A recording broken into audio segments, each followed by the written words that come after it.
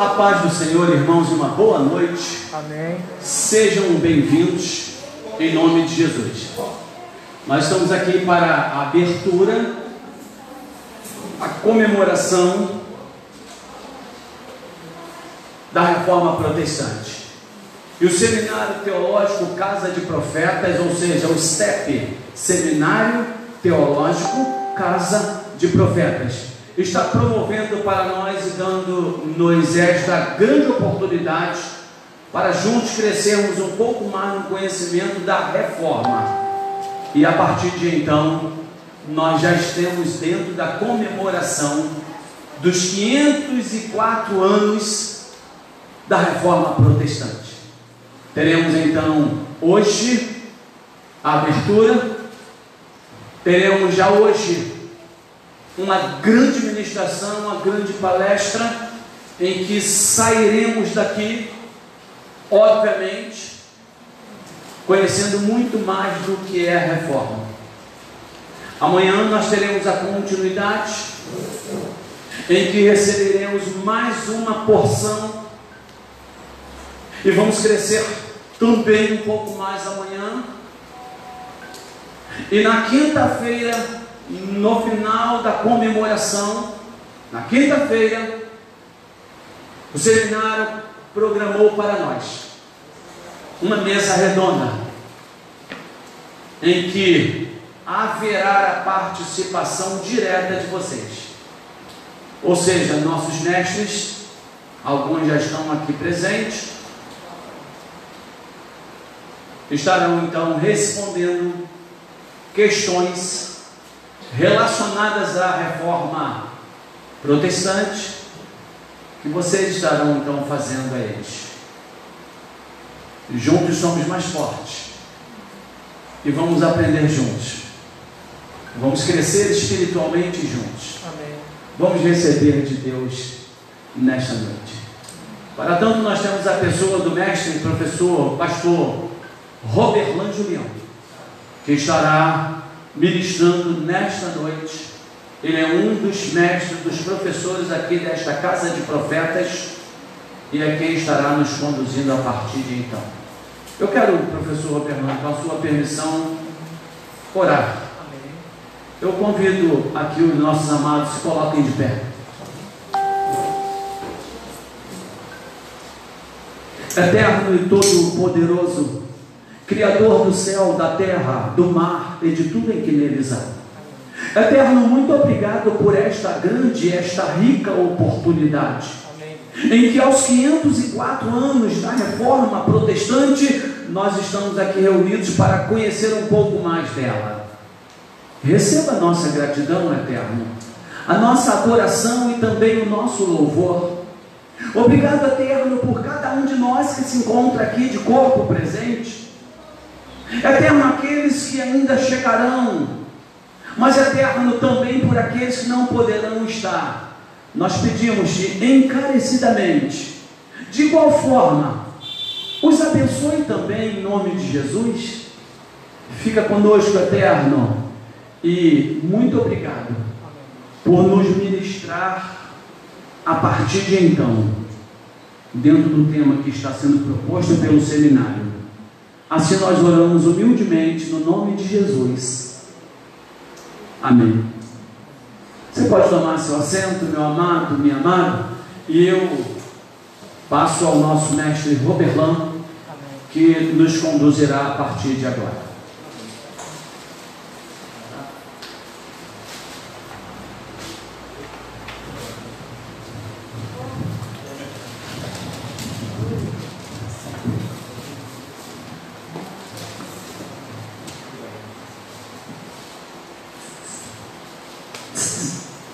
Boa noite, Lisboa. Boa noite.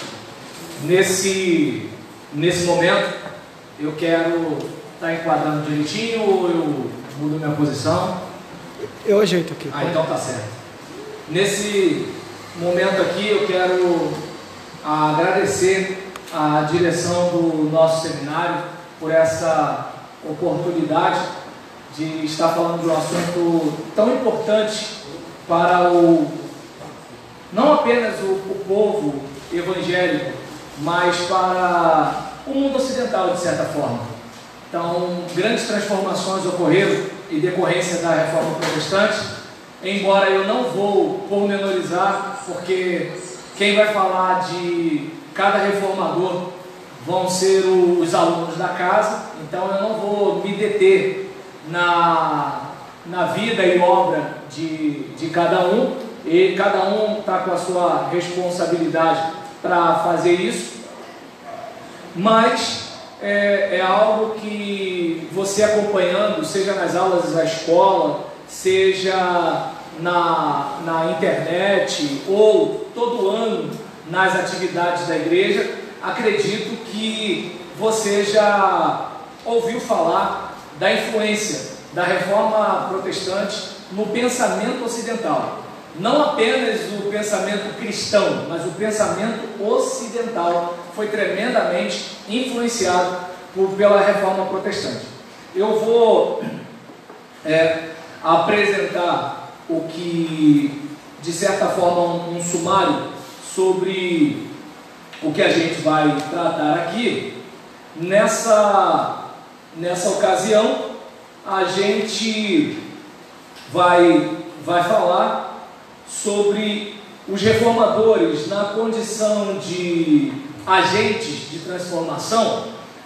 São mocinhos, vilões ou homens do seu tempo. É muito comum que no ambiente evangélico, nas escolas bíblicas ou nos cultos alusivos à reforma, nós vejamos os reformadores como mocinhos. Mas o jovem membro de igreja, quando ele vai para a faculdade, ele tem uma leitura, muito obrigado, meu pastor, ele tem uma leitura dos reformadores como vilões. E a gente precisa parar para pensar um pouco, certo? Se você olhar figuras como Jonathan Edwards, John Knox, se você pegar os puritanos, se você, até mesmo o próprio Martinho Lutero, numa visão secular ou numa visão não protestante, você vai ver esses caras como gente que não era muito boa, entende? Enquanto no ambiente evangélico, eles são praticamente uma liga da justiça, parece que eles nem defeito têm. E a gente aqui quer falar dos reformadores como seres humanos, iguais a mim, iguais a você. Não sei você, mas eu sou pecador, e dos bons, entende? Assim, eu peco mesmo. E gostaria muito de não ser como sou, gostaria muito de ser melhor do que sou, mas sou o que sou, certo? E não foi diferente com esses homens. Eles eram igual a mim, e eu sou igual a eles, certo? Claro que, obviamente, nós não somos tão bons iguais os críticos das redes sociais, né? Os críticos das redes sociais, eles são perfeitos. Eles atacam todo mundo, eles criticam todo mundo, né? Devem ter uma vida de porcelana. Mas agora, tirando, né, a rede social, nós não temos filtro, né? Nós somos o que somos. Aquela briga em casa, problema com os filhos, problema na igreja, decisões que nós discordamos, coisas que uns dizem que foram feitas em nome de Deus, outros dizem que foi feita na politicagem. Ou seja, tudo isso que acontece nos nossos dias, aconteceu nos dias de hoje. Só não tinham, obviamente, a tecnologia que nós temos, mas a humanidade, né, com suas sombras e luzes, tinham, normalmente. Então a gente vai falar um pouco sobre isso e a gente vai, pelo menos, tentar, dentro de uns 40 minutos, fechar esse bloco para a gente ter um intervalo de 10 minutos e depois voltar. Mas eu gostaria muito de sortear um livro e eu pensei numa ideia aqui, né, em relação ao sorteio desse livro, que para a gente, ao mesmo tempo, ter um contato com as pessoas que estão aqui em relação às matrículas para o ano que vem. Então a gente quer fazer um jogo do ganha-ganha. Eu dou um dos meus livros para você, não esse aqui, o Trajetória Batista, porque é o meu quarto livro, minha pré-estreia aqui, então, meu pré-lançamento. Esse aqui eu não posso dar, certo? como a maioria das pessoas não tem, esse aqui eu preciso vender para ajudar a obra do Senhor, Oberlândia de Leão. Agora, eu só tenho um exemplar desse aqui, que já está esgotado, né? O Diácono Gente Boa. Eu tenho Pastor Pra Quê? E eu tenho um livro que fala sobre a trajetória de José entre os sonhos de Deus e as realidades humanas. Se você quiser ganhar um desses 3 livros, eu só preciso que você... Patrícia, você tem papel e caneta aí? Que você passe o seu WhatsApp para a Patrícia, ela vai anotar e a gente vai ter uma relação dos números.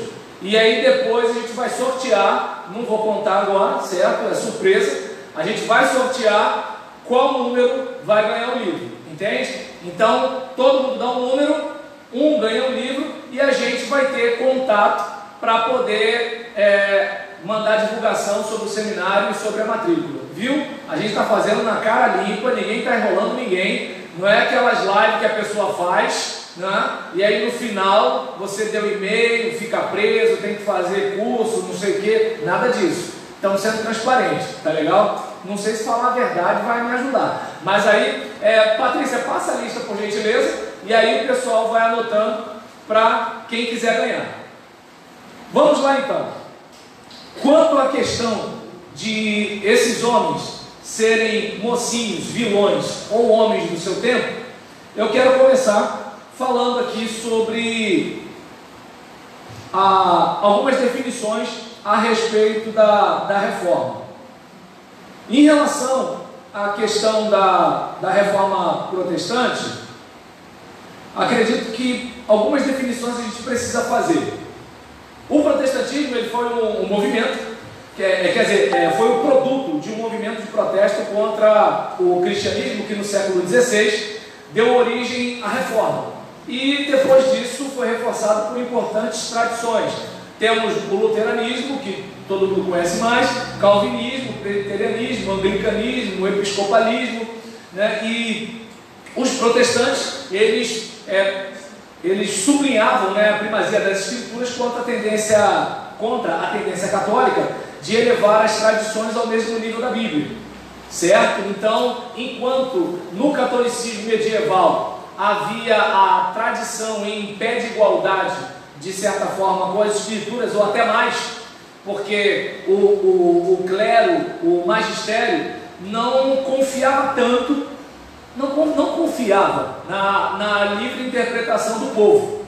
E então, devido a essa... Vou pegar um raciocínio numa visão positiva, tá, gente? Devido a essa preocupação com a incapacidade da interpretação, de ter uma visão equilibrada das escrituras, então nós vamos interpretar a Bíblia para você. Uma coisa mais ou menos assim.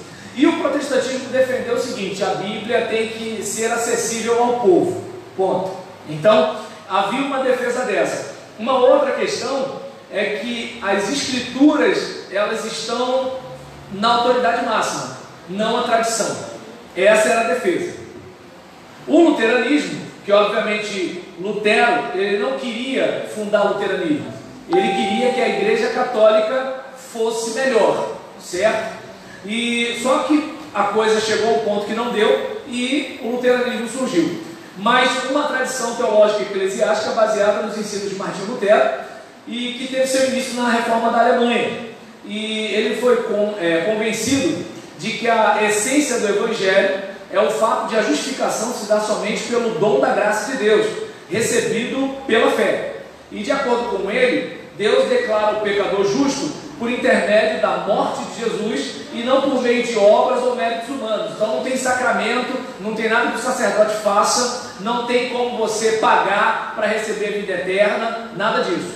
O justo viverá pela fé. Você crê que Jesus pagou a sua conta? Amém. Você não crê, está lascado. Mais ou menos por aí. Antes não. Antes, a cada moeda que cai no gasofilácio, a cada moeda que cai lá no cofrinho da igreja, opa, menos tempo que o camarada passa no purgatório, ele fica mais perto de ir para o céu. Então, você vai lá, imagina, hoje, você chega lá com R$2. Pô, tu vai penar, entende? Aí, R$10, vai continuar penando. Se botar pelo menos umas 3, 4 garopas, né, já deu uma melhorada aí. Se botar uns 4 ou 5 lobo-guará, você já está perto do céu.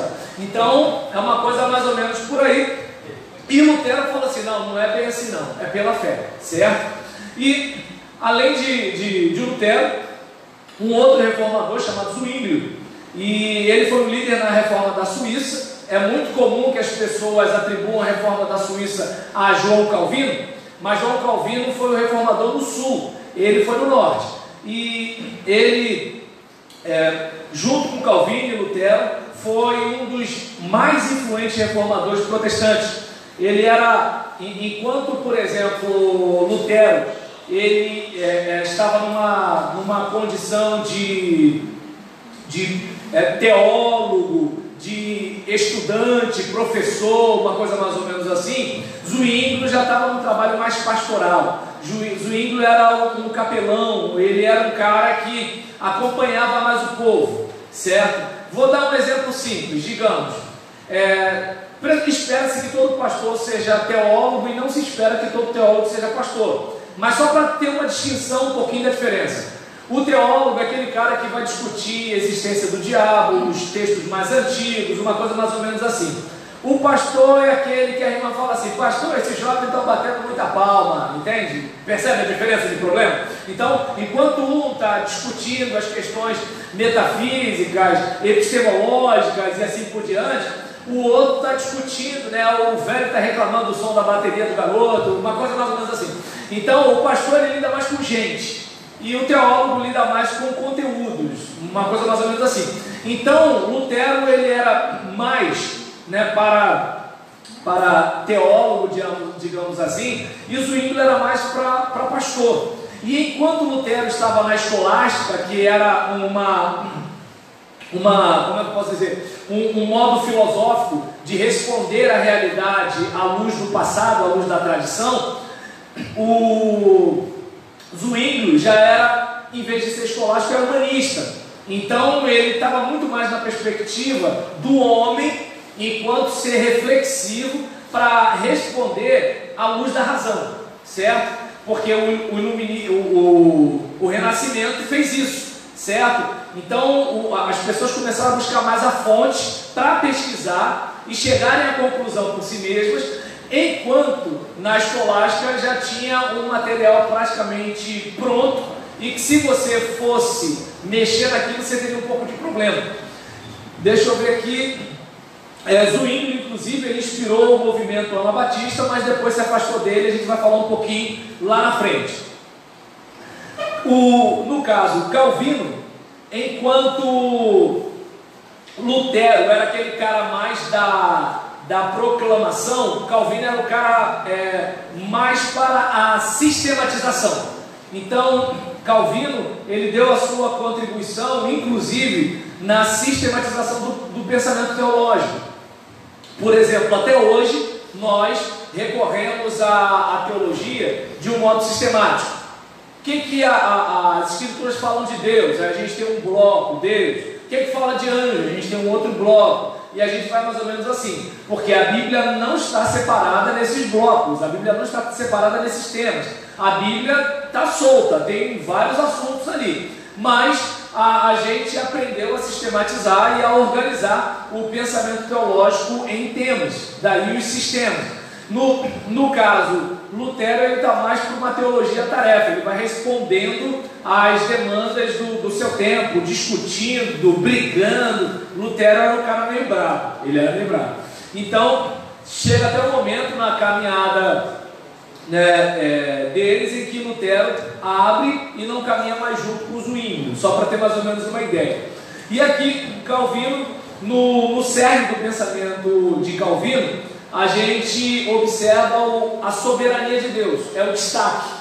Claro que quando a gente pensa em Calvino, ou pensa em calvinismo, muitas pessoas pensam em predestinação, a gente pensa na questão da pessoa estar predeterminada a ir para o céu, predeterminada a ir para o inferno, e aí o pessoal pensa naquelas tretas de internet, mas a gente observa que essa questão, ela acaba sendo discutida por causa justamente da ênfase na soberania de Deus. Aí a gente acaba chegando nessa parte, até que ponto Deus, ele na sua soberania, toma ou não toma decisão a respeito disso. Mas aí é um outro assunto, é outra discussão. E aí a gente observa aqui, deixa eu ver, já falei sobre Calvino, o anglicanismo é um movimento um pouco diferente dos outros. Enquanto Lutero tem uma crise existencial, ele vive no mundo medieval e ele é um camarada de pensamento medieval, certo? Zwinglio já é um cara mais à frente do seu tempo, porque ele está influenciado por uma perspectiva mais racionalista do que Lutero, e ele é mais humanista nesse caso do que Lutero.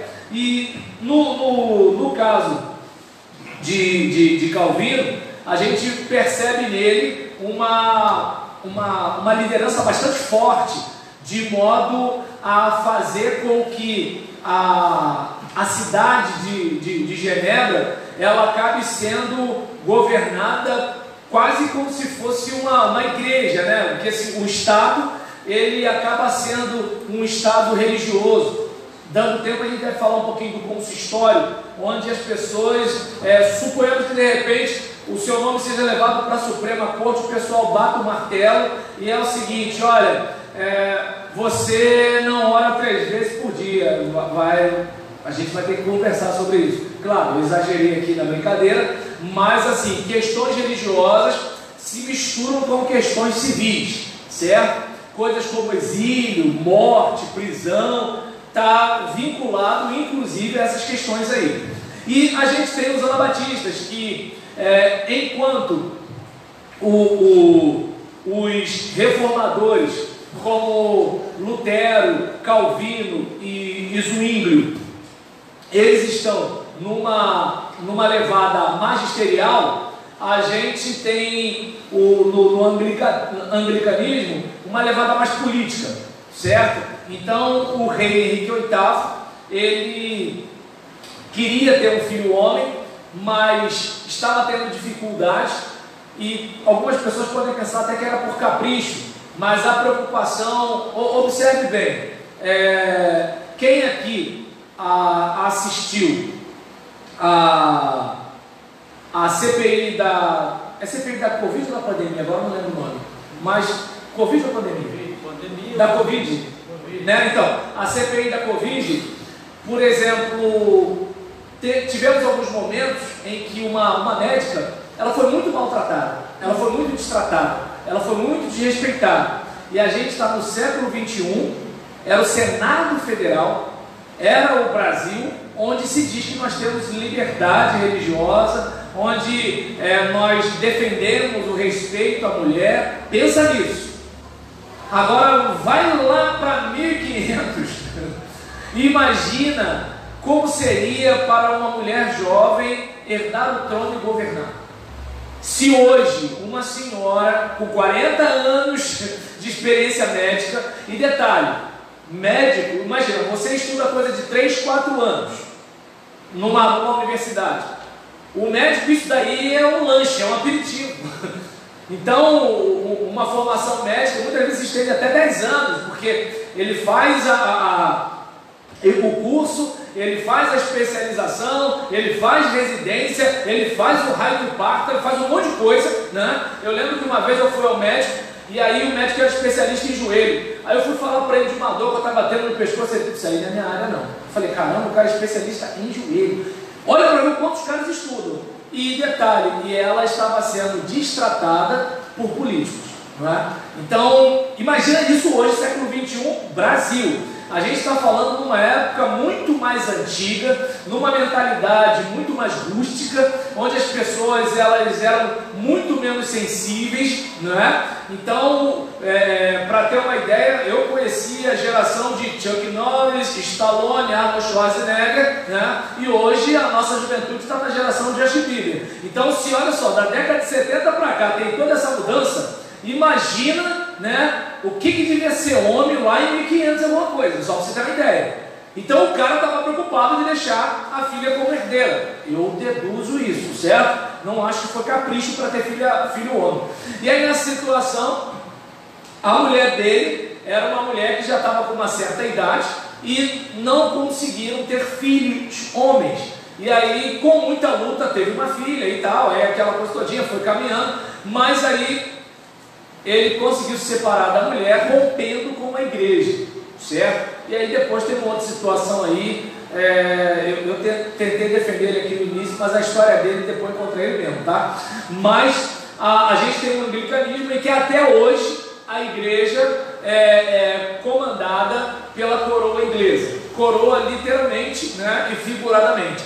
Coroa inglesa porque o reinado, né, controla realmente a igreja, e coroa inglesa, né, porque a querida rainha já está numa coroa, certo? Continuando aqui, além do movimento magisterial, tinha também o movimento radical. Então esse termo está relacionado não apenas aos anabatistas, mas também aos anabatistas que batiam de frente com a reforma magisterial. Porque na reforma magisterial você tinha Zwinglio, Lutero, Calvino, em que eles traziam poucas mudanças em relação ao catolicismo medieval, e além dessas poucas mudanças, eles faziam de certa forma um alinhamento com o Estado, já que politicamente eles conseguiam mudar algumas coisas. E os radicais já eram chamados radicais porque eles estavam querendo romper mesmo. Igreja é igreja, Estado é Estado. Negócio de nascer o filho de crente já é crente? Nananina não. Profissão de fé, é convertido? Se não é convertido, não é crente. Então, aí imagina uma situação que o cara nasce, já é batizado, já é cristão. Aí vem um cara desse e fala assim, vamos mudar isso tudo? Aí nessa situação, nem Lutero, nem Calvino, nem Zwinglio gostaram muito desse negócio aí, por isso eles eram vistos como radicais, certo? Eram aqueles que eram chamados de os protestantes do protestantismo. Alguns até brincam dizendo que eles eram a ala à esquerda da reforma protestante. E depois, devido a algumas mudanças, nós tivemos um desdobramento dos anabatistas através dos menonitas, que devido a algumas coisas meio feias que aconteceram, então ninguém quis se parecer com os anabatistas, e aí começou a mudar. Tanto que quando algumas pessoas chamavam os batistas, os primeiros batistas históricos a partir dos separatistas ingleses, de anabatistas, não, anabatistas não, nós somos batistas, entende? E aí, em relação aos menonitas, não, nós somos menonitas, porque os anabatistas eram um grupo muito heterogêneo, então alguns deles fizeram algumas coisas meio esquisitas. Se der tempo a gente fala aqui. Então, algumas questões dessas aqui eu acredito que são importantes. E, resumindo, né, a reforma foi esse período de profundas mudanças que começam desde o século XIV, vão até o século XVII, com esses 4 nomes que são bastante destacados, né? Martinho Lutero, Ulrich Zwinglio, ou Urico, né? Zwinglio, João Calvino e Henrique VIII. No caso dos anabatistas tem vários nomes, certo? Então, geralmente, esses são os mais notáveis. E na ala luterana, zwingliana e calvinista, nós temos a reforma magisterial. Na parte radical, nós temos 3 grupos. Os anabatistas, que eram aqueles que estavam mais voltados para batizar as pessoas de novo, depois de uma pública profissão de fé, com consciência de mudança de fé em Cristo. E a gente tinha também os espiritualistas, aqueles mais místicos, certo? Aqueles que tinham uma questão de a voz interior pesava mais do que algumas questões racionais, como interpretação de texto, coisas do tipo. E existiam também os racionalistas, que eram aqueles, os antecessores dos unitarianos, que não tinham aquela ideia de trindade, que já era um dogma estabelecido na cristandade. Então os anabatistas eram vistos como hereges porque batizavam de novo. Então eles estavam batendo de frente com a igreja. Os unitarianos, eles eram hereges porque eles eram contra, além do pedobatismo, eles eram contra também a Trindade.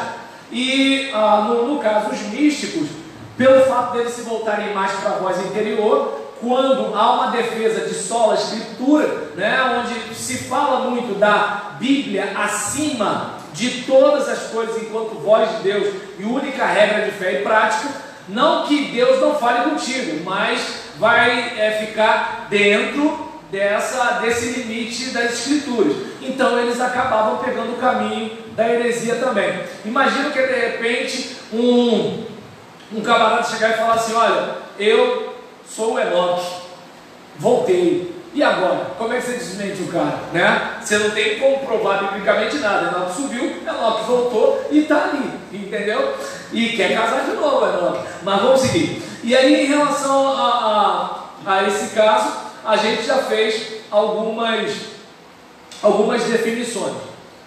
Quanto à questão de Lutero, eu quero destacar uma parte bastante triste na história do protestantismo, que é a guerra dos camponeses, ou rebelião dos camponeses, ou levante dos camponeses. Eu sei de um negócio: 100 mil camponeses morreram, só sei disso, certo? E detalhe, nessa hora é que tem gente que vai chamar Lutero de vilão e tem gente que vai tentar justificar Lutero.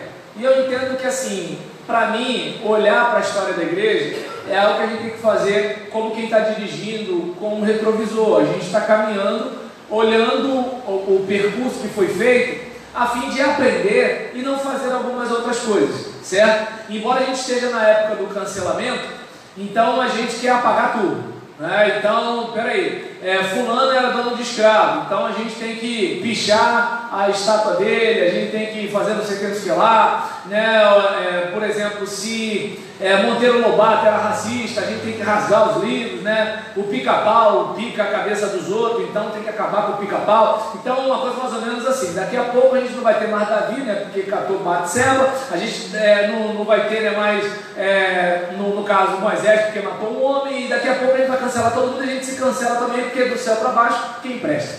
Mas aí, nessa situação, a gente aprende, né? A gente aprende com essa situação aqui a não reproduzir algumas coisas hoje, certo? Porque o mestre da Galileia, ele não mandou ninguém matar ninguém para crer nele. Ele não impôs a fé cristã para ninguém.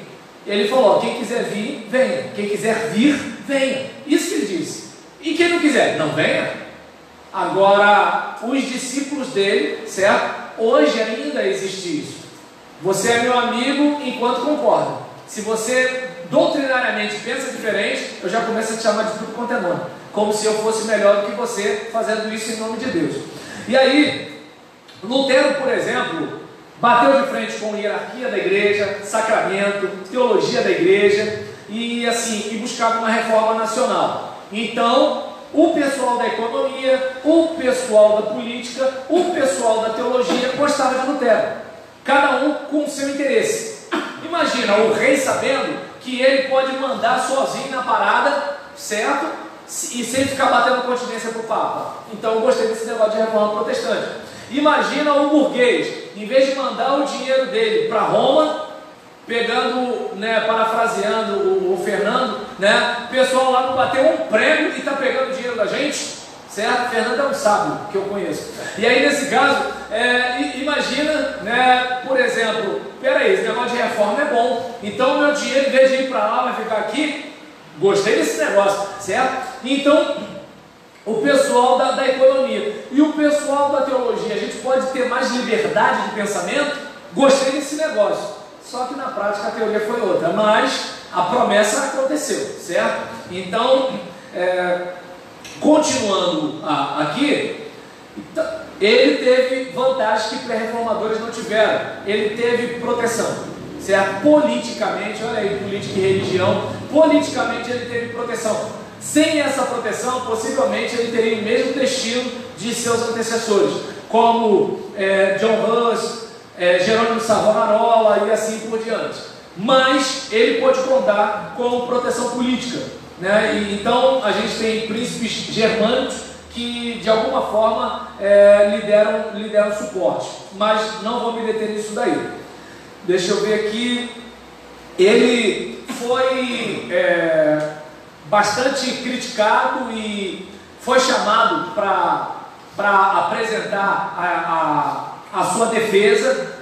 Na apresentação da sua defesa, ele não se deu bem. Na volta para casa, ele foi sequestrado por amigos. Como assim? Nisso que foi sequestrado por amigos, o pessoal pensou o quê? Morreu, certo?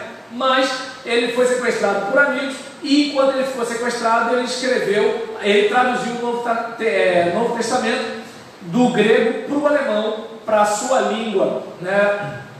Natal, no vernáculo, a partir do texto grego de Erasmo de Roterdã. E continuando aqui, nesse período, aí ele arrumou um outro problema. Por quê?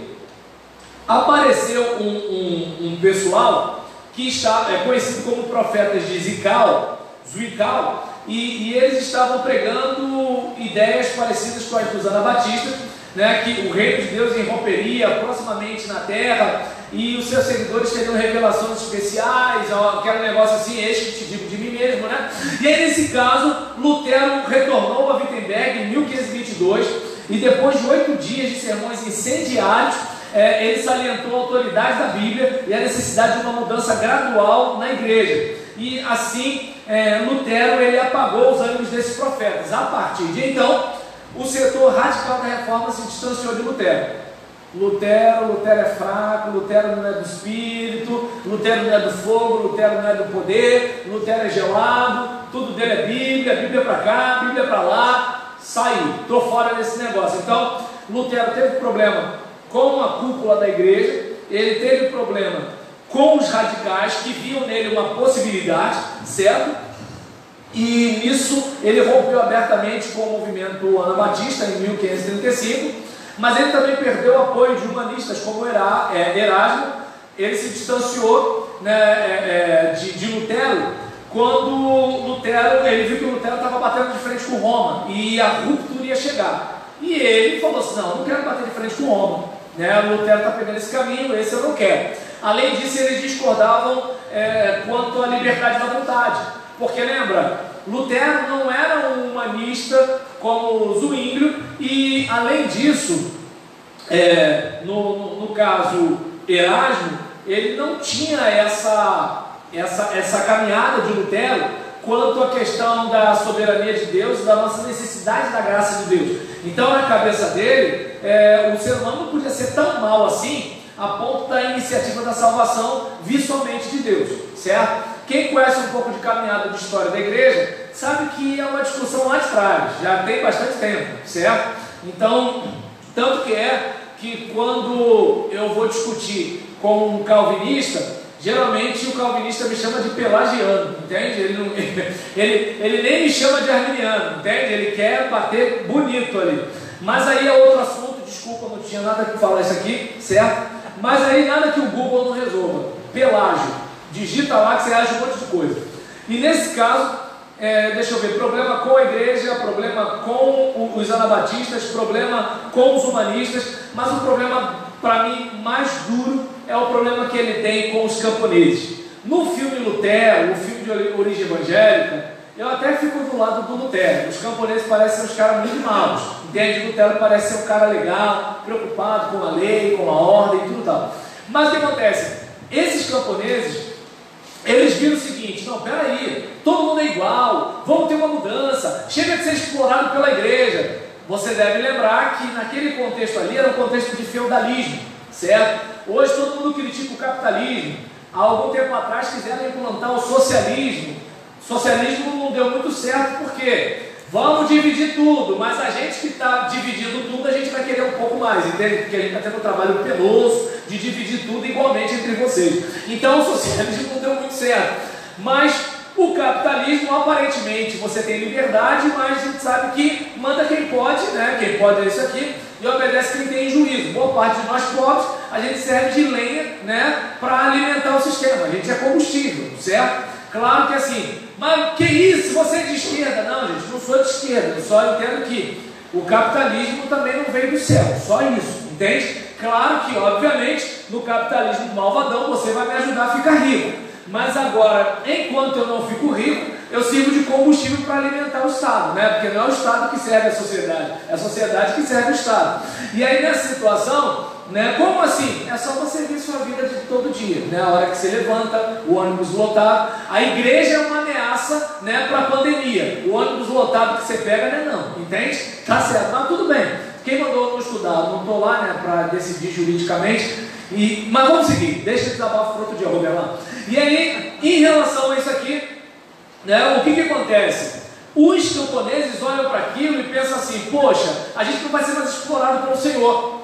Porque a gente tem o seguinte: você tem o rei, você tem os soldados daquele rei, você tem o terreno do senhor feudal, você tem um servo que tem uma parte de terra, trabalha ali, produz ali e paga aquele senhor, seja com dinheiro, seja com um produto, seja com alguma coisa. Só que o dono da terra, como ele é o dono da terra, ele decide: não, eu quero mais isso aqui, eu quero mais isso aqui. Ó, o trato é 5 sacos de batata por semana. Pensando bem, agora eu quero 20. Mas não tem como, dá teu jeito, entende? E aí nisso o camarada assim, o camponês nunca vai deixar de ser camponês, o filho do camponês nunca vai deixar de ser filho de camponês, e vai viver mais ou menos assim. Não tem a mobilidade social que a gente tem hoje. Como assim? Eu sou pobre até hoje. Sim, mas de repente um vídeo que teu filho de 5 anos faz, você fica rico de repente. Então assim, a gente tem uma possibilidade de mobilidade social, né? Então assim, o camarada estava ali no meio do valão, né, com aquela barriga, né, inchada de velho, mas ele jogava muita bola, foi para a escolinha, pronto, agora está ganhando milhões. Então assim, mobilidade social a gente tem, naquele contexto não.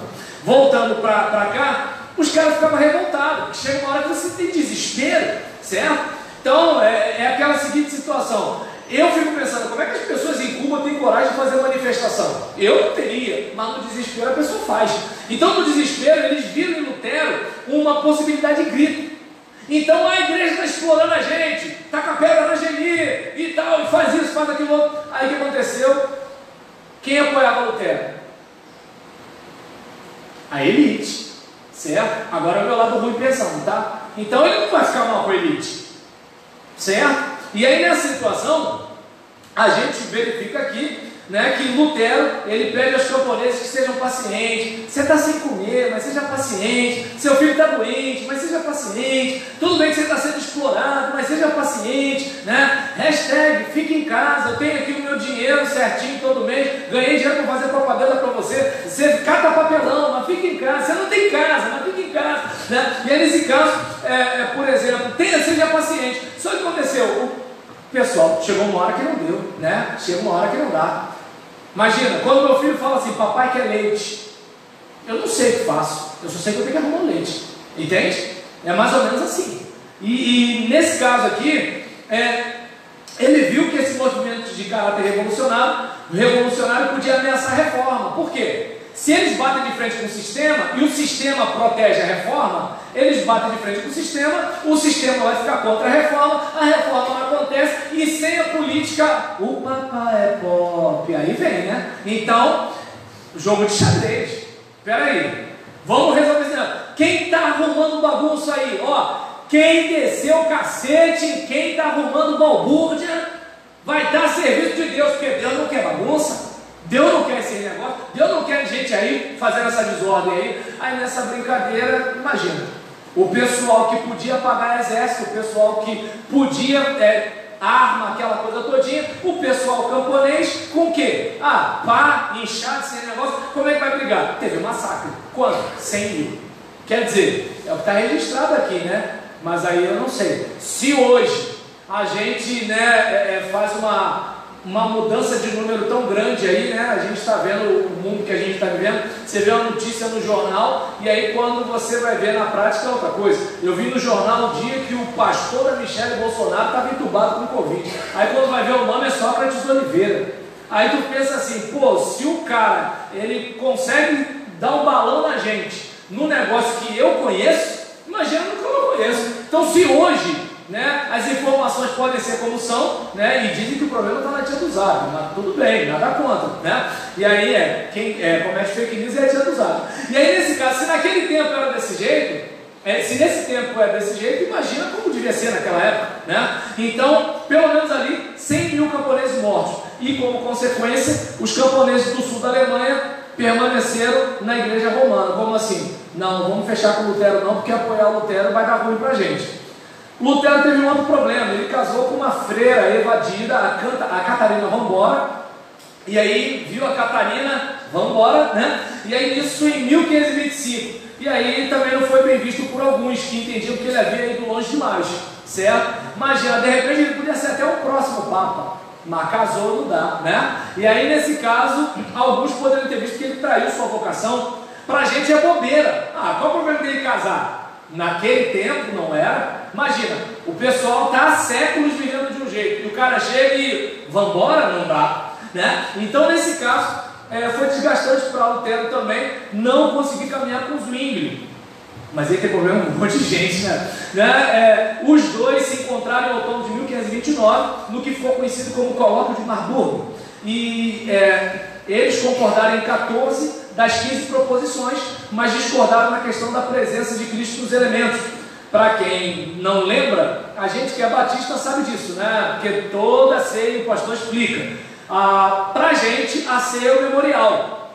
Para Lutero, não. Você tem ali, como é que eu posso dizer? Assim como o ferro permanece ferro, embora fique vermelho e cereja quando aquecido, a substância do pão e do vinho não muda. Mas dentro e fora dos símbolos há uma presença física real de Cristo. Aí Zwingli falou, não, agora já deu para mim, não dá para concordar com esse negócio não, certo? E aí nisso, que lembra, Zwingli era mais racionalista que Lutero.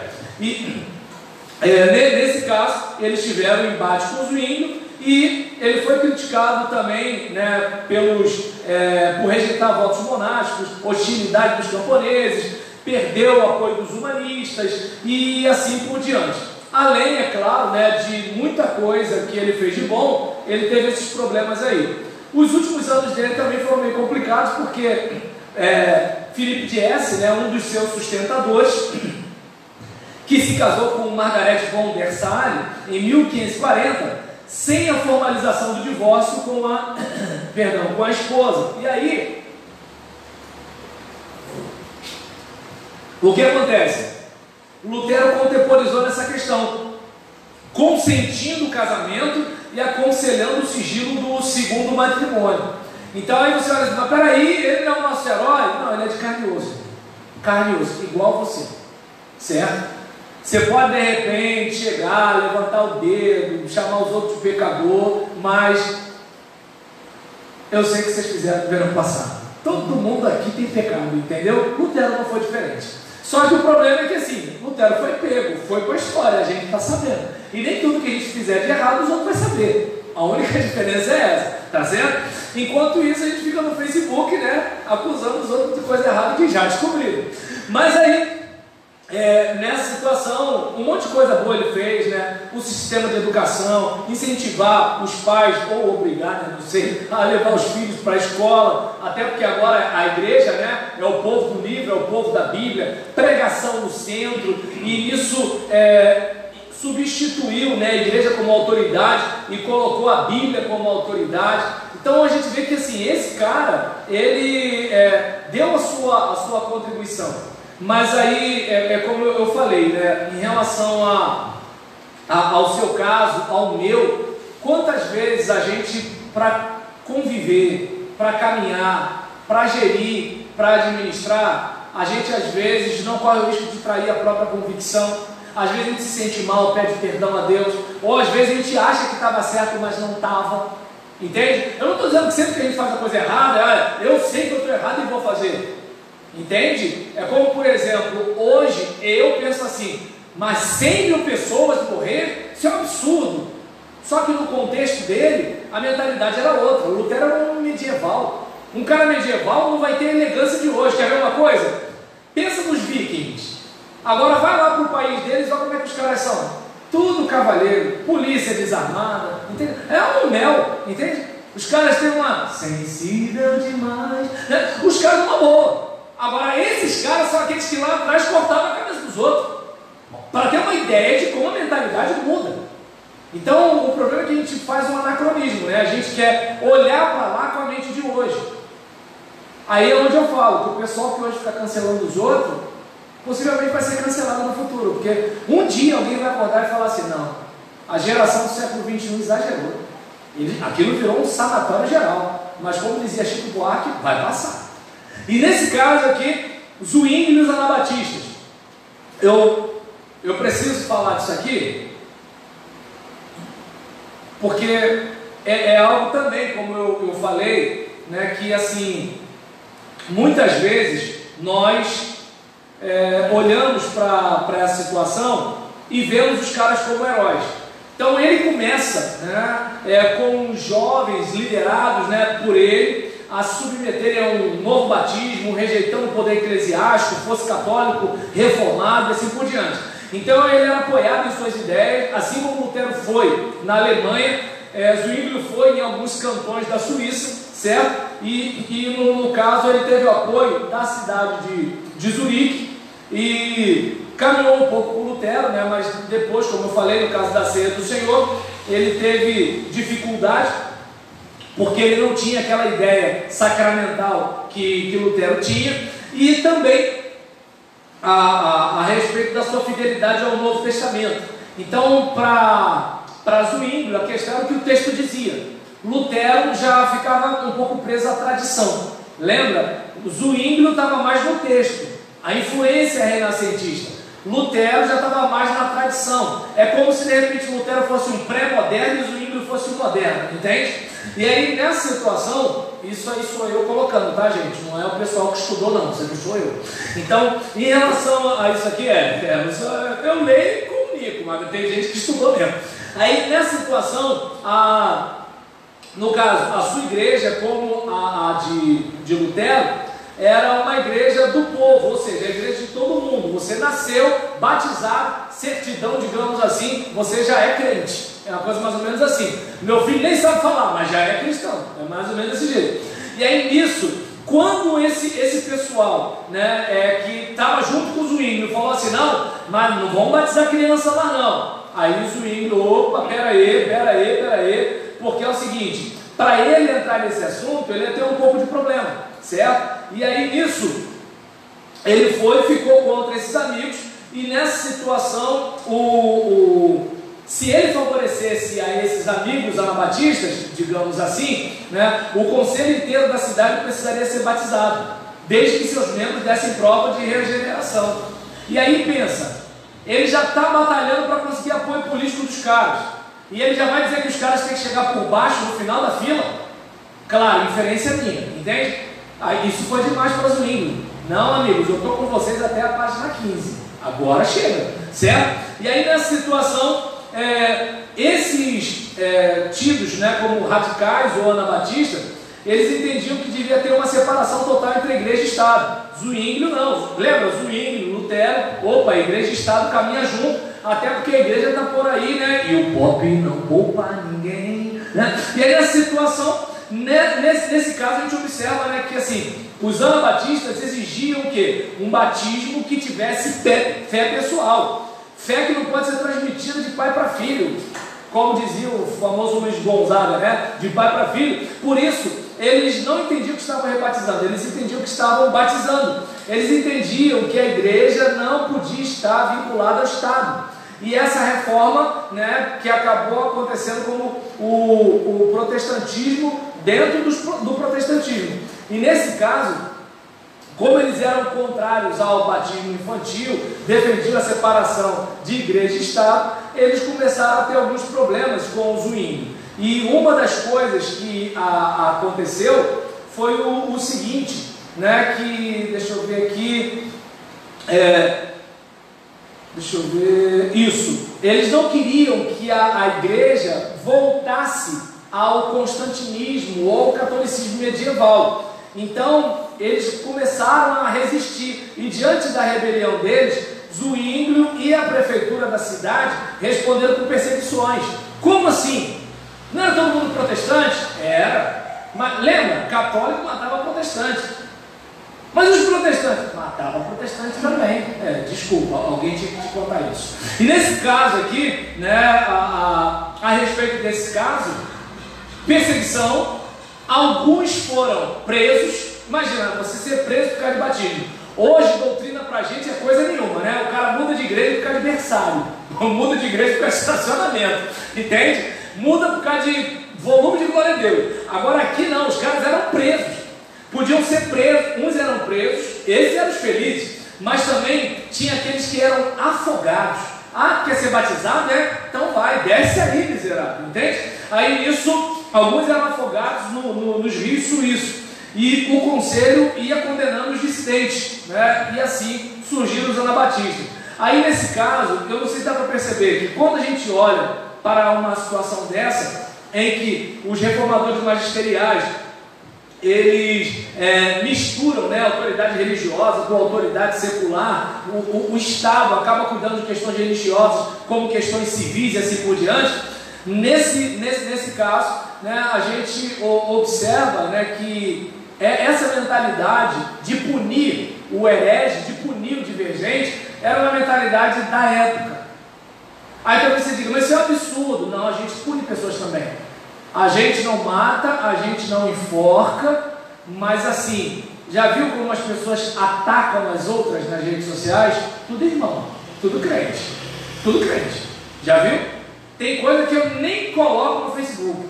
Você vai ver meu Facebook, parece até, só tem, tipo o Sinus Gano, né? Só coisa, né, que todo mundo concorda. Deus te abençoe, vai dar tudo certo. Por quê? Você botou alguma coisa que dá qualquer tipo de divergência, aí vem um lá, né? Alguém que está muito feliz e vem trazer felicidade para o meu post. Entende? Então, tá desse jeito hoje. Agora imagina naquela época com espada, certo? Mais ou menos assim. Então, a gente tem esse caso, né, de Zuínglio, que precisava tocar uma reforma.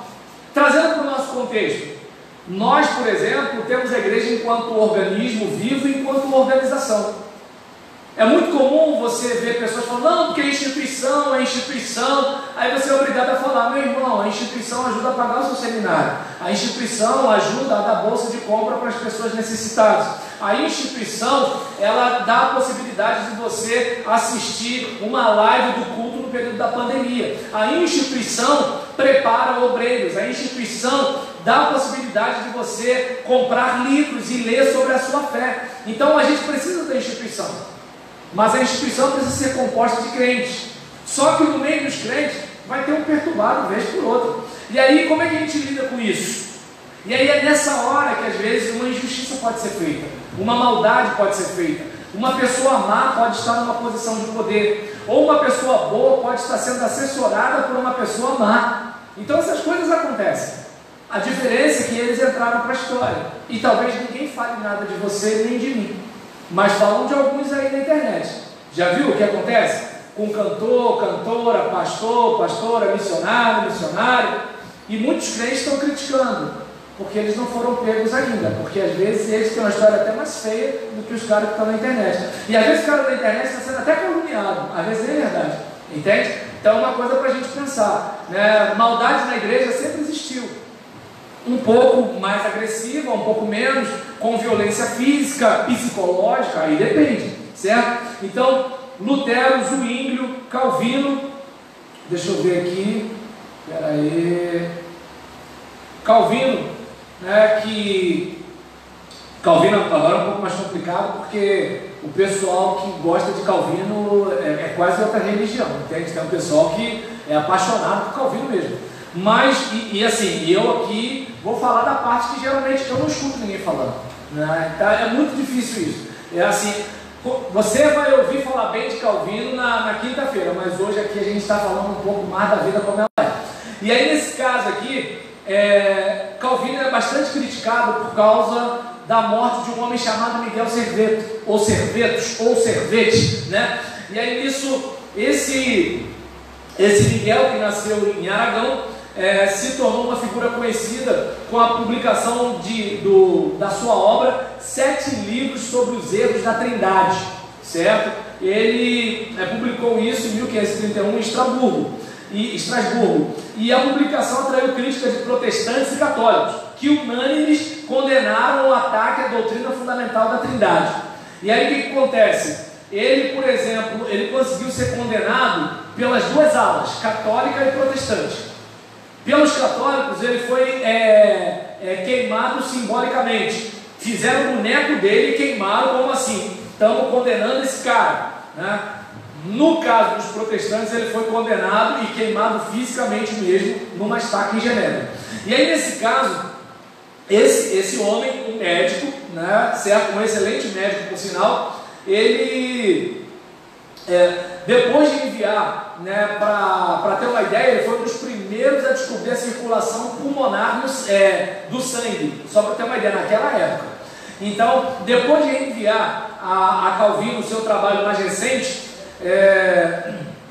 a restituição do cristianismo em contraponto às institutas da religião cristã de Calvino, ele recebeu em troca uma cópia das institutas, e aí ele retornou prontamente com diversos comentários insultantes nas margens, ou seja, criticando as afirmações de Calvino nas suas institutas. E aí nisso, percebe, viu, Fernando, você pensando em comprar as institutas, ele aqui leu, ainda fez nota e devolveu. O cara era estudioso mesmo. E aí nesse caso, em 1553, Calvino, quando viu isso daí, ele enviou todas as correspondências a um amigo em Viena, que repassou isso para a Inquisição de Lyon, para que auxiliasse na captura de Servete. Então, só para ter uma ideia, na França, você deve, se você acompanhou a história, você deve lembrar que tentaram implantar o protestantismo, mas deu ruim lá, né? Então teve muita morte, teve uma matança terrível lá, e aí alguns huguenotes fugiram para alguns cantos por aí, inclusive até para o Brasil, mas o Brasil não ficou protestante, não, ficou não. Daí isso, né? Aí que negócio, né, de pobreza e tal, de negócio, a gente está aí. Mas fazer o que, né? Então, né, ninguém explica Deus. Seguindo aqui, em relação a esse caso, se encontrar em Serveto por aí, mata ele, pega esse miserável. E aí nisso o que aconteceu? Ele foi preso, né, pela Inquisição Católica, mas fugiu para a Itália. Só que a caminho, né, ele parou em Genebra. Eu não sei onde ele estava com a cabeça por isso. Parou em Genebra e detalhe, foi ouvir Calvino pregar. Tá, fazer o quê, né? Então, assim, né, mas, né, aí, de repente, né, Calvino devia estar pregando, amarás o teu próximo como a ti mesmo, devia ser uma coisa mais ou menos assim. E aí, nisso, ele apareceu lá, e nesse caso, deixa eu ver aqui, é bom lembrar que Calvino chegou a adverti-lo por carta que se um dia ele aparecesse em Genebra, não sairia vivo da cidade. Então, Calvino prometeu isso para ele, certo? Mas ele foi para Genebra em um sábado e, disfarçado, foi à igreja de Calvino no domingo, né? E aí está ele lá no dia do Senhor, ouvindo falar, né? Amarás o teu próximo como a ti mesmo e tal. E nessa situação, infelizmente para ele, seu disfarce não foi suficiente, foi reconhecido, certo? Tinha refugiados de Lyon presentes ali na igreja, foi preso imediatamente. E em conformidade com a lei, porque já havia lei, certo?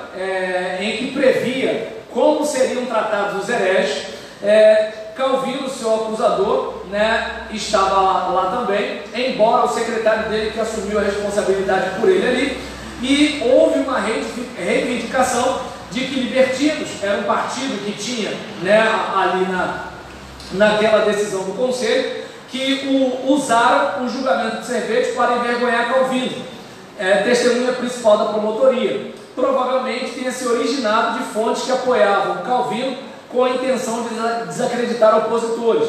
Então, ou seja, alguns diziam que Libertino usaram o julgamento, né, para envergonhar Calvino. mas apoiadores dizem que isso aconteceu.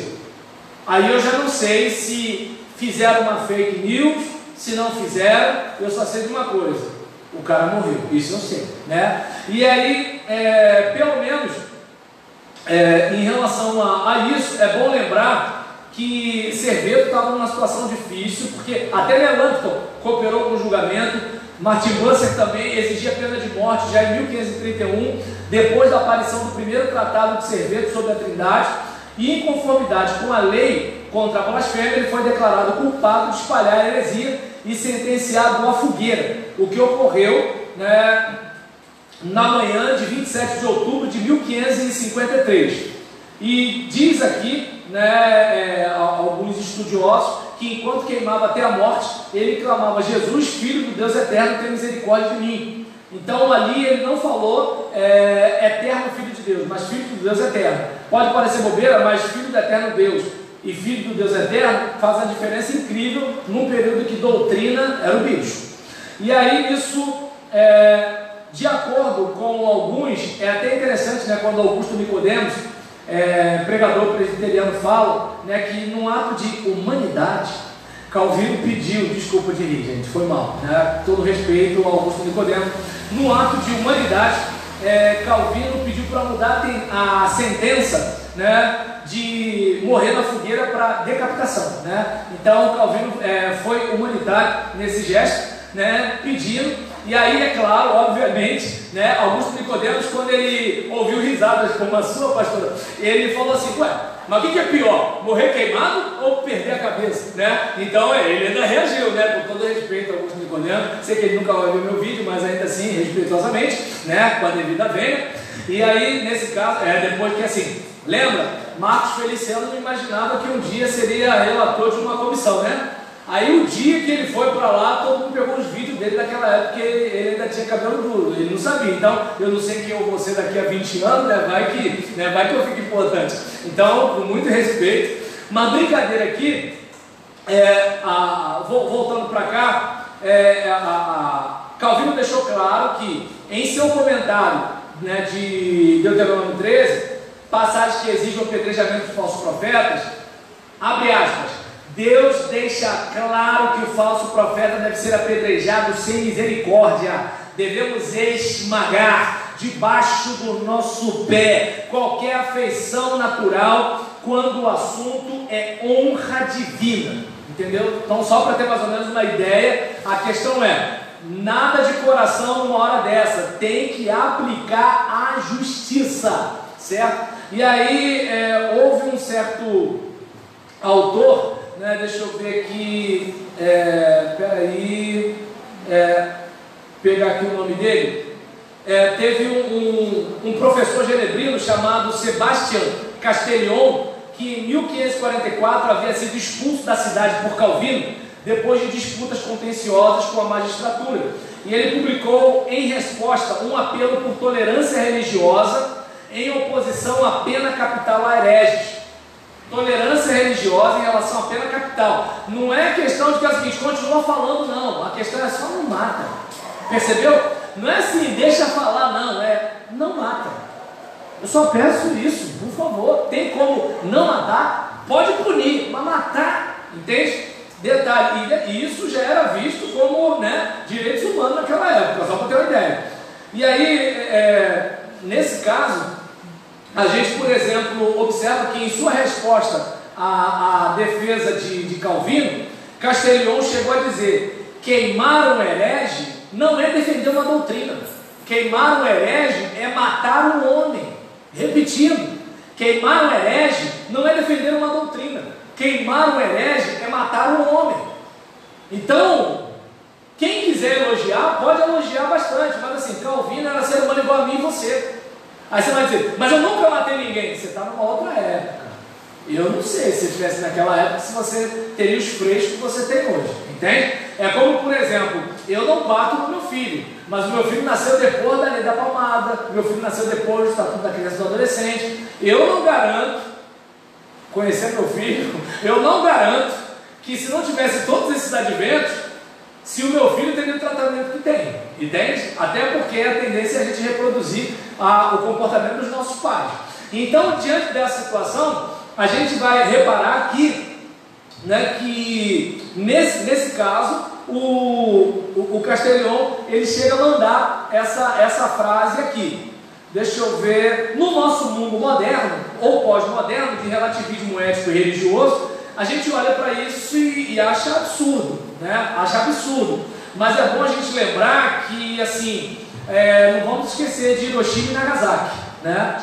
Em nome da democracia, do mundo livre, olha o que a nossa humanidade é capaz de fazer. Você deve lembrar da bomba atômica, certo? Então, a gente é capaz de muita coisa. Olha o que Adolf Hitler fez com os judeus para ter um mundo melhor. Olha aí, certo? E olha o que está acontecendo hoje, né? Assim, houve um tempo que se você falasse alguma coisa, você poderia ser processado. Hoje não. A rede social não deixa você publicar. É interessante que, por exemplo, um jornalista hoje sabe mais do que um médico.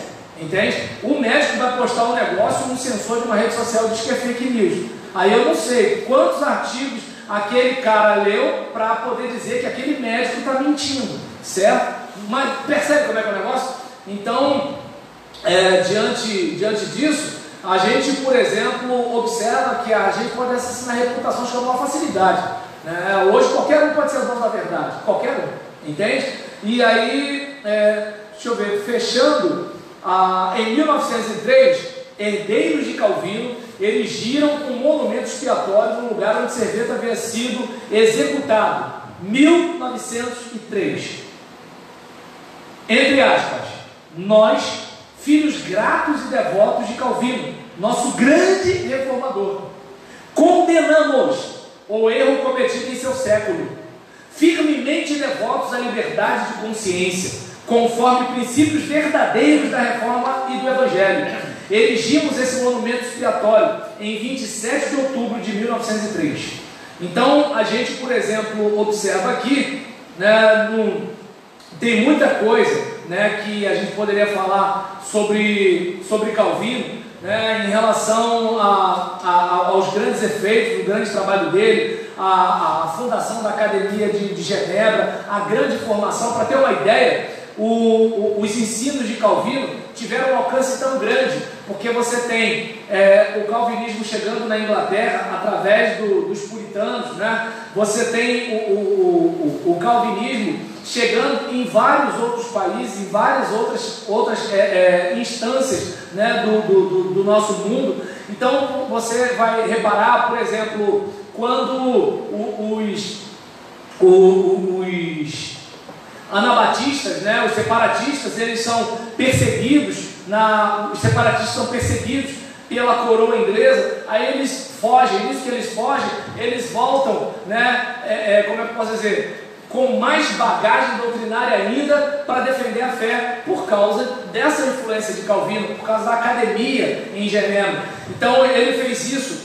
De certa forma, ele exerceu, né, controle da mídia, da pregação, do ensino. Ele seria aquele tipo de pastor que a gente chama de centralizador. Nada acontece se ele não der uma bênção, né? Já viu, tem aquela situação que o pastor fala assim: fala com fulano, fala com Beltrano, fala com Cicrano, e ele está lá cuidando de gente, cuidando da Bíblia. Mas tem aquele pastor que é o seguinte: vou comprar uma agulha, tem que ser selado, registrado, carimbado, avaliado, rotulado, se quiser voar, entende? É mais ou menos assim. Então o Calvino era aquele cara de punho de ferro, ele marcava em cima geral, certo? Mas essa força dele serviu também para botar a casa em ordem, entende? Percebe a questão do organismo, da organização?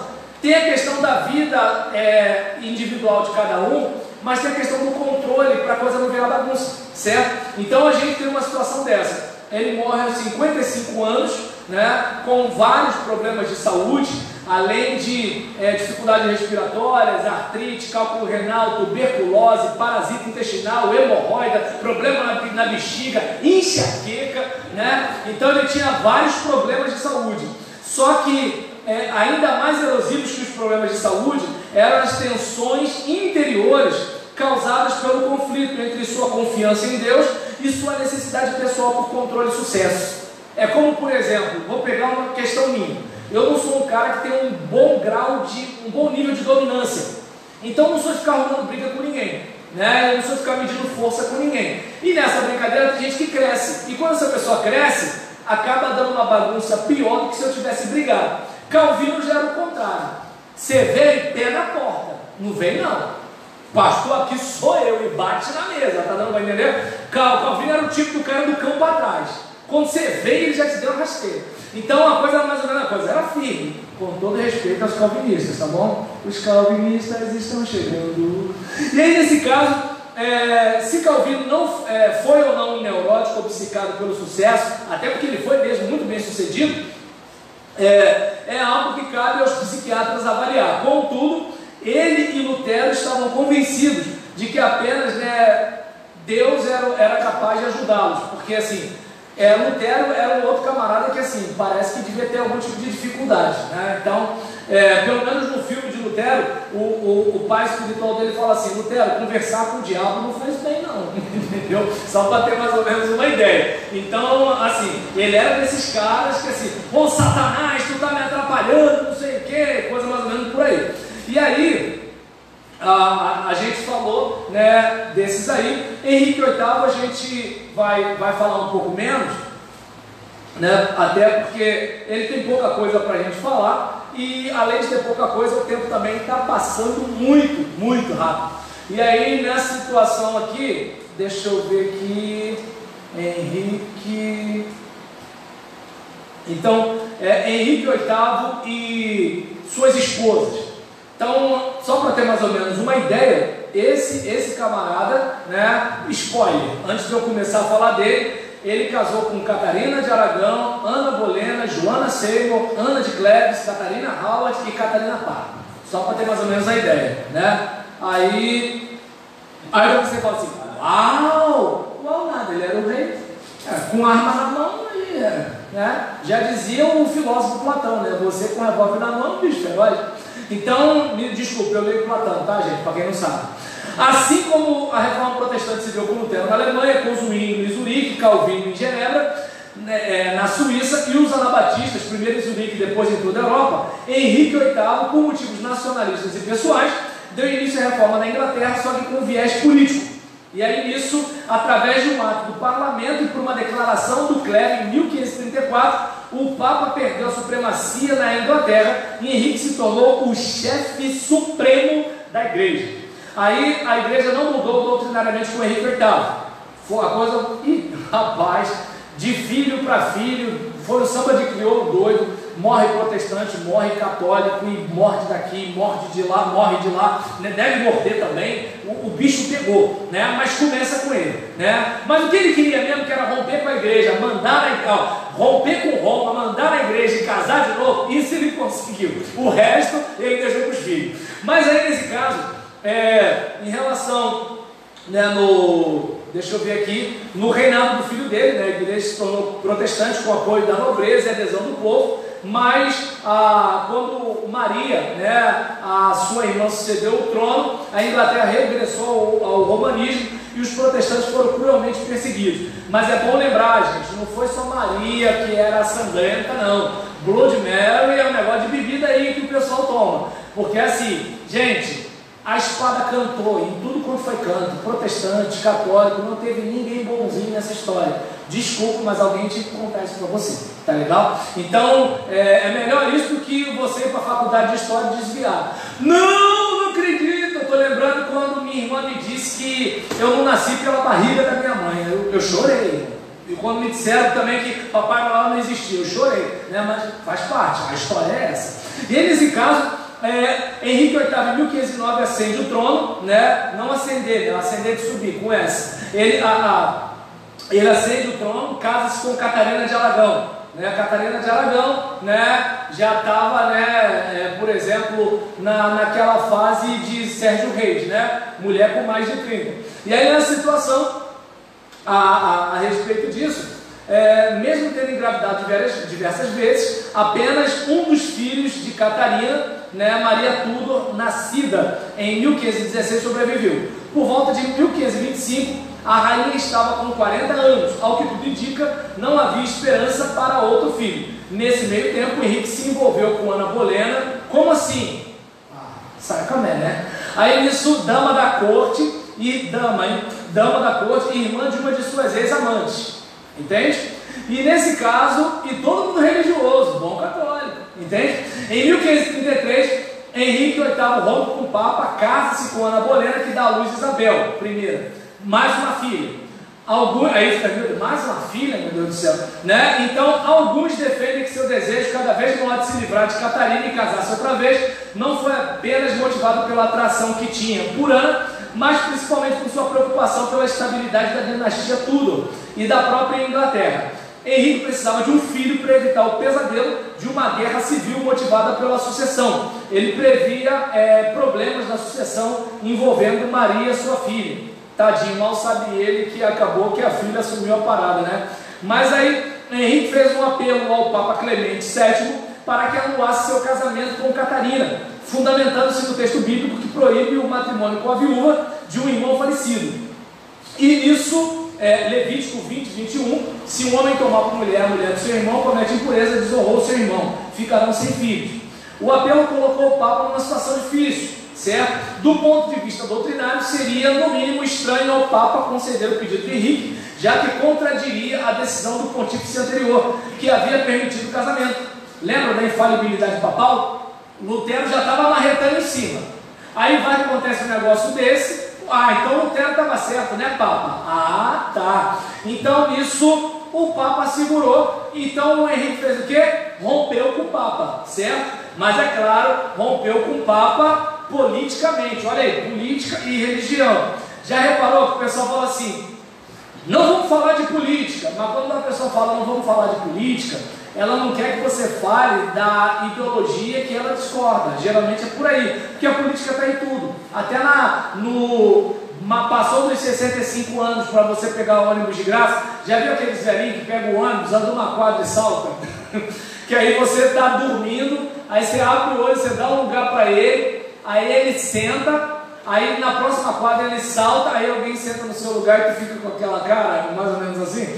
Então, isso tem a ver com política, gente, né? O vale transporte, vale refeição, tudo tem a ver, entende? A gente, por exemplo, teve aí uma festa lá no outro país, porque o aborto deixou de ser crime. Então o pessoal está feliz da vida, porque a gente agora pode matar feto. Certo? Entende como é que é o negócio? Alguém vai dizer, não, aí vem o pessoal com aquela conversa, né, do estupro, do problema de saúde da criança. Isso aí a nossa lei é de boa, entende? A gravidez de carreirinha que não está prevista na lei ainda. Mas voltando para cá, né, quer dizer, isso aí foi na minha época, hoje em dia nem existe mais isso, né? Acho que eu nunca ouvi mais falar desse negócio. Mas aí, é um negócio que tinha no baile aí, mas não dá para contar agora, tá, gente? Vamos falar aqui da reforma. E então, o que acontece? Nesse contexto, ele rompe com o Papa, ele é declarado chefe da igreja, mas 2 anos depois, né, ele casa, né, 2 anos depois de 34, em 36, Ana Bolena é decapitada e ele se casa com Joana Seymour, até que em 1537 nasce Eduardo, o seu filho varão. E nessa situação, né, tem assim, a Catarina de Aragão, que ele despacha ela por divórcio, certo? Ana Bolena, que ele mata, certo? No caso, não, ele mata não, né, gente? É o Carrasco, né? Sabe como é? Então, no caso de Joana Seymour, se eu não me engano, meu Deus, acho que ela morreu dias depois do parto. Ana Cleves foi para um novo casamento, mas ele se interessou mais, né, por uma outra mocinha que era a Catarina Howard. Então ele anulou o casamento com a Ana de Cleves. Por quê? Porque a Ana de Cleves e ele, né, não rolou nada, né, e aí nisso ele foi e ficou com a Catarina Parr, né, e deixa eu ver aqui, deixa eu ver a Ana Cleves, a Catarina Parr, depois a Catarina Howard, perdão, e depois a Catarina Parr, que foi a que sobreviveu a ele, certo? Ele morreu e ela continuou viva, essa daí, né, se deu bem. Então a gente tem, nesse caso, essa situação. Deixa eu ver aqui, a gente vai fechar com o último grupo aqui agora. Peraí, esposa de Henrique VIII, só para eu me situar aqui. Então, deixa eu ver, Catarina Howard, que eu não lembrei aqui agora, mas se a internet me ajudar, a gente tem o Google. Se o Google me ajudar, a gente resolve essa parada aqui. Então, enquanto isso, deixa eu fechar o bloco. Os nomes, os números. Opa, obrigado, valeu. Ela vai dar a palestra sobre o assunto, ela me ajudou. Então, a Catherine Howard, né, ela, a quinta esposa, aos 49 anos, Henrique casou-se novamente, mas com uma menina de 16. Seu casamento foi curto durante apenas um ano, pois ela foi acusada de adultério, que acabou na sua condenação. 3 meses depois, 3 meses após assumir o cargo de rainha. Como consequência, acabou sendo decapitada. Catarina Parr, a sexta última esposa de Henrique, teve o papel de cuidar dele até o dia da sua morte. Patrícia, você me salvou. Olha, e eu não caí naquela de na Wikipédia, hein? Tá vendo só como é que é o negócio? Pô, mas pra Patrícia Castro, né, gente? Pô, é isso aí. Ela me livrou de passar uma grande vergonha. Passei uma pequena só, graças a Deus. Né? E a Patrícia. Então, minha gente, fechando aqui, deixa eu ver. Peraí. O último. Deixa eu ver, peraí. Falei do caso aqui. Isso, os radicais, exatamente. Para a gente fechar em relação aos radicais, a gente tem aqui peraí.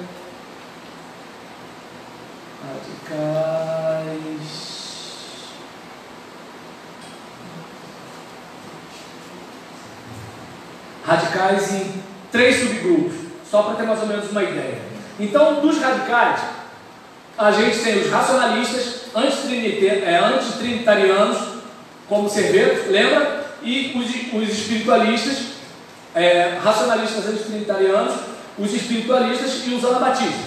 No caso dos anabatistas, a gente tem aquele grupo que, lembra, foram afogados por Zwingli, que começaram lá, né, na Suíça, em função da liberdade religiosa. E a insistência de Zwingli na Bíblia como fundamento da ação dos pregadores encorajou os caras, opa, vamos pegar carona nesse bonde aí. Só que depois, né, ele soltou todo mundo com o bonde andando, porque sabe como é que é, né? Ele precisava, né, das alianças, né? Aliança, sabe como é que é? Então, nesse caso, e antes, né, da gente julgar Zwingli, é bom lembrar o seguinte: já viu quando você sabe que uma pessoa está certa ou essa pessoa é inocente, mas você não quer bater de frente com alguém que pode contribuir para você ser mandado embora da empresa, que pode contribuir para você perder o cargo na igreja, que pode contribuir para você tomar um tiro, e aí você faz o quê? Você fica quieto. Entende como é que é o negócio? Claro, você pode ser valente, um Dom Quixote de La Mancha e dar ruim para você, mas não é a maioria que tem essa coragem, né? Então, eu não vou atacar Zwingli, porque eu não sei se eu faria diferente dele.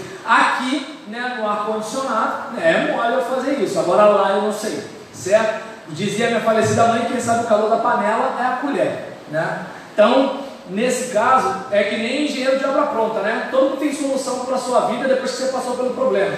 Agora, quando você estava lá, alguém tinha solução, né? E aí, nesse caso, Conrad Grebel pode ser tido como fundador do movimento, né? E ele,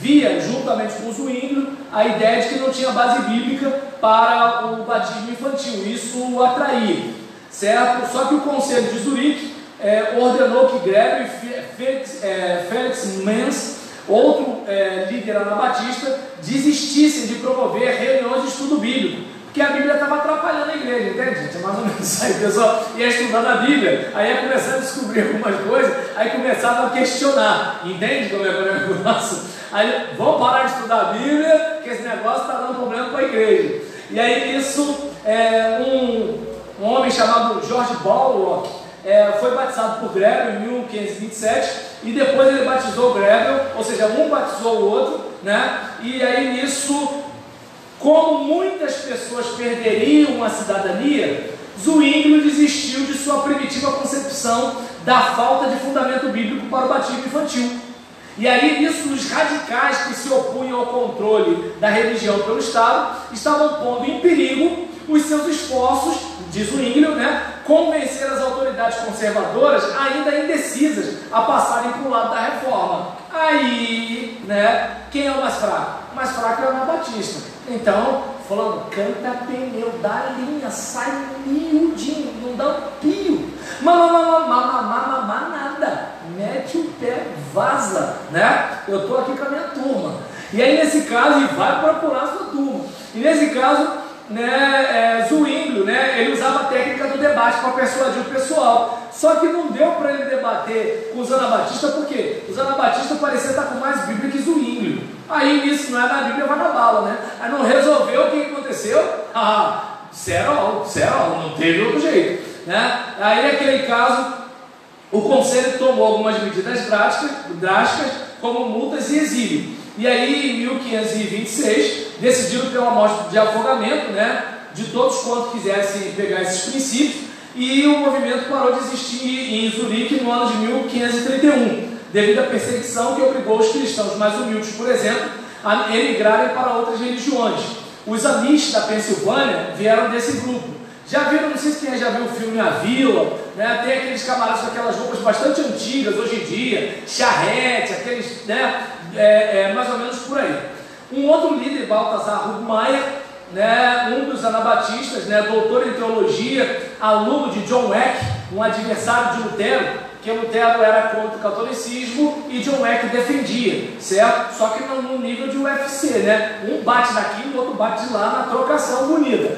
E aí isso, o seu pastorado em Waldshut, perto da fronteira suíça, permitiu-lhe um contato com os radicais suíços, cujas ideias adotou. E aí nisso ele aderiu ao anabatismo, e ele e mais 300 seguidores foram batizados por afusão em 1525, pelo que teve que fugir para Zurique, a fim de escapar das autoridades austríacas. Daí ele foi para Morávia, onde assumiu a liderança de todos que haviam fugido da perseguição de Zwinglio e dos milhares de moravianos convertidos às ideias anabatistas.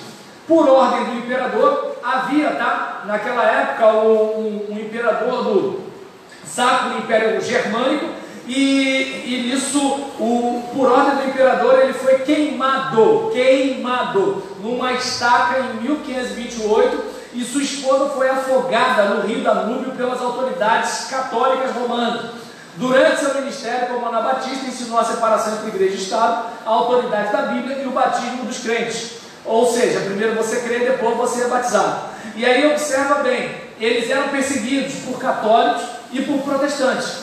Morto queimado, a mulher morta afogada, certo? Páginas da história da cristandade.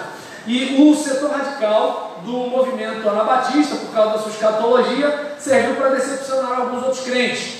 Lembra dos profetas de Zical? Causaram problemas para Lutero em Wittenberg, e também, equivocadamente, foi associado ao movimento para desacreditar. A rebelião de Münster, em 1535, liderada por alguns anabatistas radicais e criastas, serviu para distanciar os anabatistas de Lutero e seus seguidores. Foi um tal de prever volta de Jesus aqui, volta de Jesus para lá e coisas do tipo nessa situação. E chegou o momento que, por exemplo, Bernhard Horstmann, um dos cônegos da Catedral de Münster, empenhou-se em converter Münster à fé evangélica. E em 1532, o Conselho de Münster autorizou o uso dos púlpitos pelos ministros luteranos, mas no caso dele, né, o imperador ordenou que os bispos de Münster expulsassem o Horstmann e seus seguidores, os quais estavam se tornando muito radicais, defendendo inclusive um socialismo não marxista, tá, gente? Marx é depois, não, um socialismo em que todo mundo vendia propriedade para ajudar os pobres, uma coisa mais ou menos assim. Não é aquele socialismo do tipo, eu mando vocês dividirem, certo? Mas eu vou pegar um quinhão maior, porque eu estou tendo todo um trabalho, né, de pensar o assunto para ajudar vocês, até porque você precisa de alguém que te dê segurança, né? Não é desse socialismo não, era uma questão de todos que creram estavam juntos. E nesse caso aqui, a essa altura, Melchior Hoffmann, que veio de Estraburgo a fim de esperar a vinda do milênio, né, em 1533, foi substituído pelo líder dos anabatistas quiliastas, que aliás não tem a ver com milênio, tá, gente? De Estrasburgo por Jan Matzon, magro de barbas negras.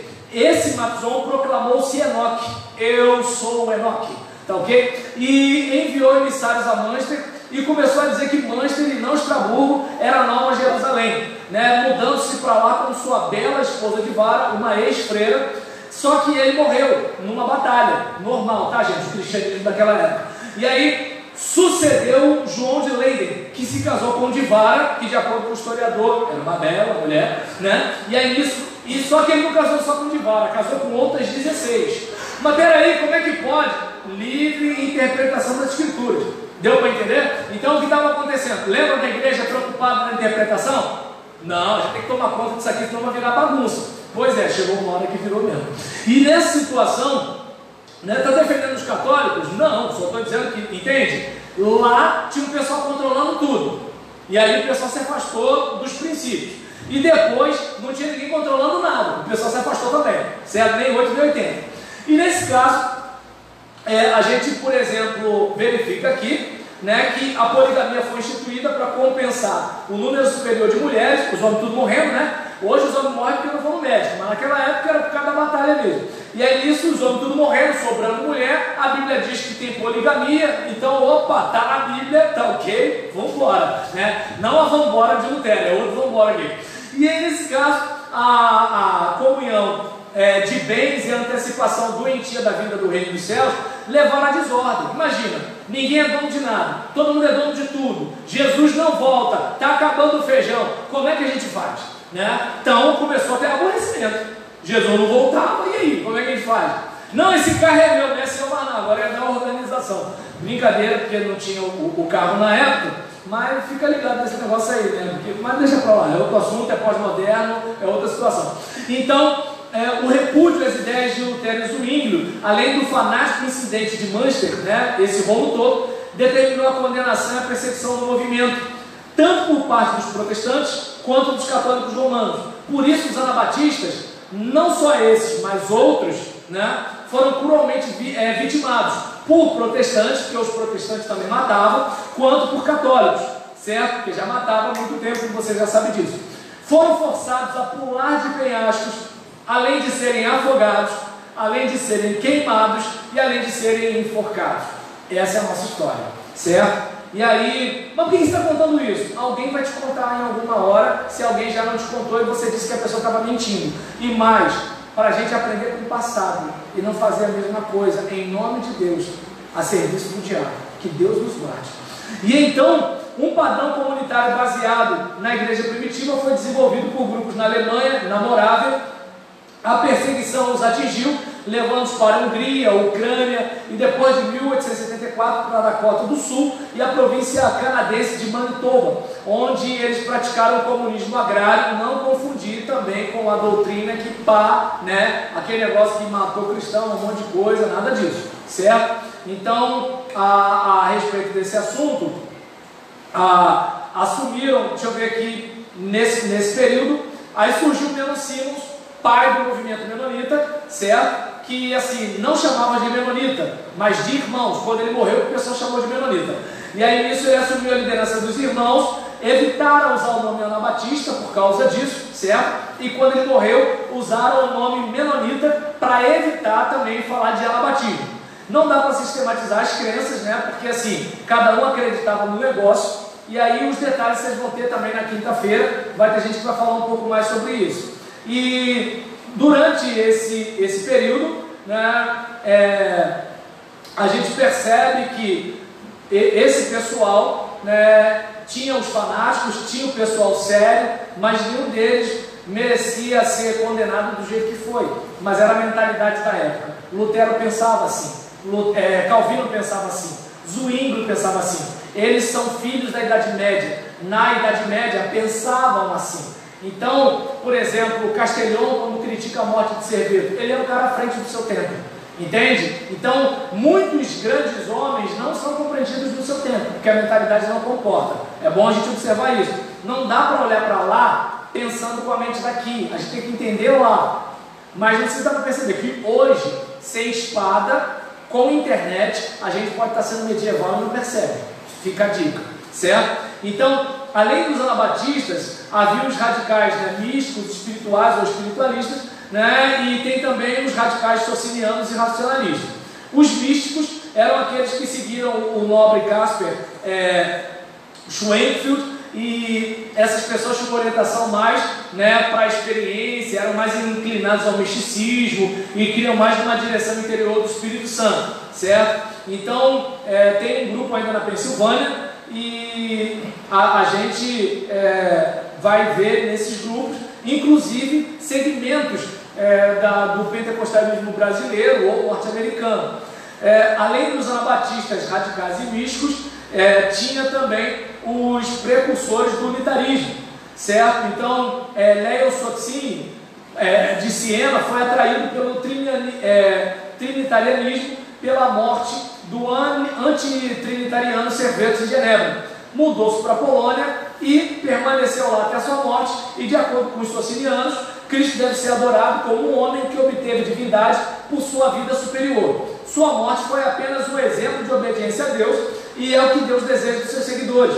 Só que o que aconteceu é que, assim, pecado original, deidade de Cristo, trindade, predestinação, tudo isso foi negado, certo? Os jesuítas suprimiram esse movimento na Polônia, mas as ideias deles se espalharam para a Holanda e Inglaterra, e daí para a América. A moderna igreja unitariana é uma descendente direta dos socinianos da Polônia, que foram chamados unitarianos pela primeira vez na Pensilvânia.